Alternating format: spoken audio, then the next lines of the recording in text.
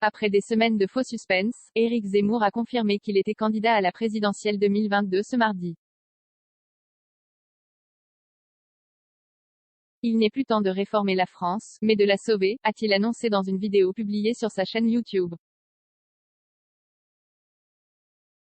En difficulté ces derniers jours, le candidat identitaire veut entamer un nouveau chapitre pour redynamiser sa campagne. Il n'est plus temps de réformer la France, mais de la sauver. C'est pourquoi j'ai décidé de me présenter à l'élection présidentielle.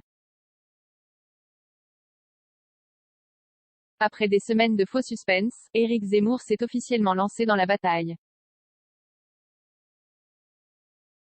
L'ancien polémiste de CNews a annoncé sa candidature à la fonction suprême, ce mardi midi, dans une vidéo de 10 minutes, visionnée plus d'1 million de fois sur sa chaîne YouTube.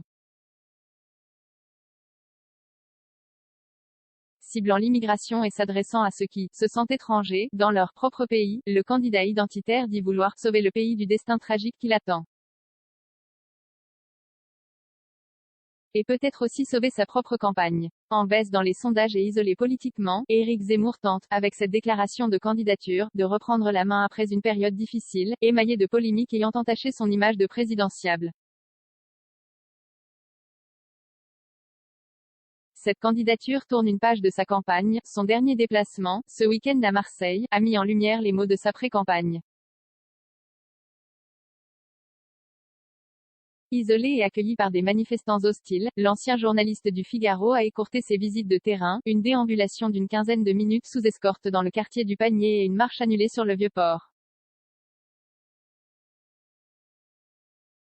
Le tout ponctué par un doigt d'honneur adressé à une opposante. Capturé par un photographe de l'AFP, le geste a été fustigé par l'ensemble de la classe politique, à l'image de ses sorties controversées sur le 13 novembre devant le Bataclan ou sur les victimes de Mohamed Merah. De quoi enrayer, selon ses adversaires, sa mue présidentielle. Il n'a pas de programme, pas d'équipe, pas de maîtrise de soi. Après avoir donné des leçons à la terre entière, il démontre qu'il n'a pas le sérieux qu'exige la fonction, tacle Sébastien Chenu, député du RN proche de Marine Le Pen.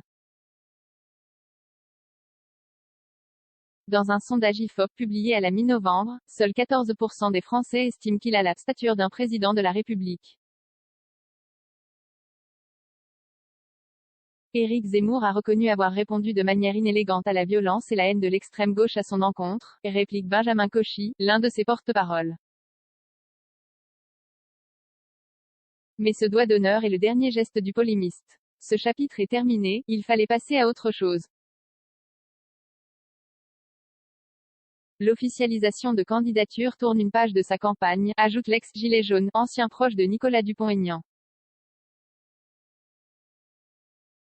Il a compris que les Français attendaient de lui une attitude de rassembleur pour retrouver de l'allant. Éric Zemmour a donc tenté un coup pour l'annonce de sa candidature. Assis derrière un micro d'époque, l'homme de 63 ans mime l'appel du général de Gaulle en 1940 dans une bibliothèque. Un discours grave, sur fond d'images dramatiques et nostalgiques, le tout sur une symphonie de Beethoven.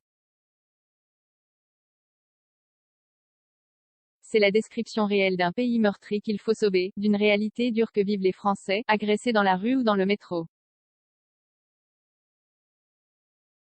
Il dresse un constat sombre mais pour offrir un espoir de retrouver la grande France industrielle, fière de sa tradition et de son histoire, avance Mathieu Louve, porte-parole de l'association des amis d'Éric Zemmour. Malgré les doutes jusqu'en interne, le lâchage de quelques soutiens, les ennuis judiciaires, ses partisans ne s'inquiètent pas.